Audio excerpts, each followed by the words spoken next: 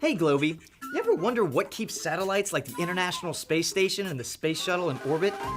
Once they get to a certain place in space, they just keep going round and round the Earth. But I also know about inertia. Moving objects have a tendency to move in a straight line. So what keeps them from just flying off into space? Oops. Well, it turns out that there is a balance between inertia and gravity acting on these satellites. Now we all know that gravity is the attraction between objects. How big that attraction is depends on the mass of the objects, or how big they are, and how far away the objects are from each other. Objects on or near Earth are caught in this attraction and are pulled down towards Earth's surface. So even if you throw a ball up in the air, gravity pulls the ball back down to the ground. But in space, all that seems to change. I'm sure you've seen pictures of astronauts floating around inside the space shuttle, and we all know astronauts don't float around here on Earth. So does that mean there's no gravity once the astronauts get in orbit? And what about way out there in outer space? Is gravity still important out there? Actually, gravity is still at work, even as far away as outer space. So what do you think keeps the space station or space shuttle from floating away into deep space? You got it, gravity.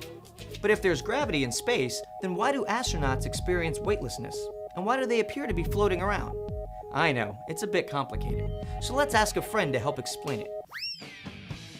Dr. John Bacon is an engineer at the NASA Johnson Space Center in Houston, Texas.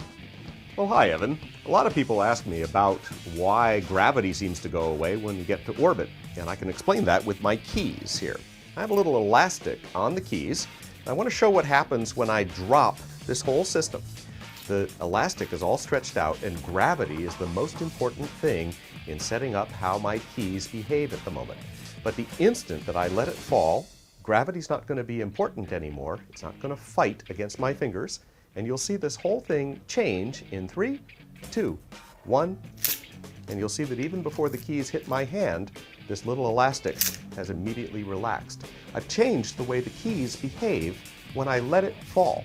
Same is true with water on the surface of a table. It has a nice flat surface for days and days and days until it finds the edge of the table and is allowed to trickle off, and instantly when it falls, we get surface tension taking the water into a nice little cylinder, and then air forces start shearing it into drops, and you see it do anything but stay flat. So when we take gravity away by letting things fall, we get a whole new behavior. And the problem is, here if we get high above the planet Earth and we want to start falling towards it, no matter where I go around the equator, I will fall to the middle of the Earth, and then I'm going to hit the Earth rather hard. So if I want to get this wonderful experience of falling forever, what I need to do is go sideways very fast. And if I can go sideways fast enough, I'll actually fall right over the horizon.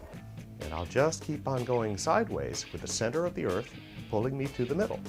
Now, if I'm on board a shuttle or a space station out here up in the vacuum, I'm going to feel like I'm falling forever. And so everybody on the station and all the experiments with them appear to float in the middle of the cabin forever. Notice that there's actually lots of gravity there. It's what's holding the space station right next to the Earth. Gravity is all the way out as far as the moon. It's what holds the moon in its orbit around us. But when we get going sideways fast enough, we just keep falling. Just like skydivers, astronauts experience weightlessness as they fall towards Earth. So even though gravity's constantly pulling them down, they can't feel their own weight as they're falling. If there are two skydivers falling together, then it seems as if they're floating towards each other. Hey, don't I know you? But what keeps the space shuttle from falling to the ground like the skydivers? Well, like Dr. Bacon said, the space shuttle would indeed fall if it wasn't traveling so fast around Earth.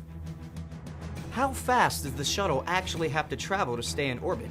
The shuttle is flying approximately 28,000 kilometers per hour.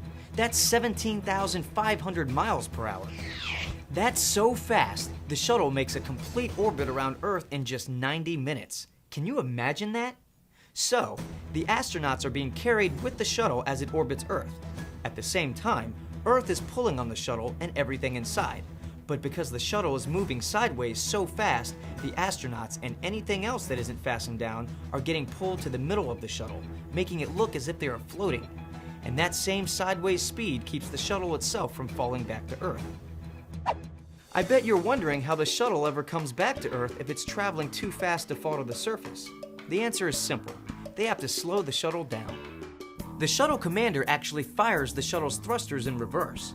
This slows the space shuttle down, and because it's no longer traveling fast enough to stay in orbit, the shuttle falls into the atmosphere and begins its journey back to the surface of the Earth.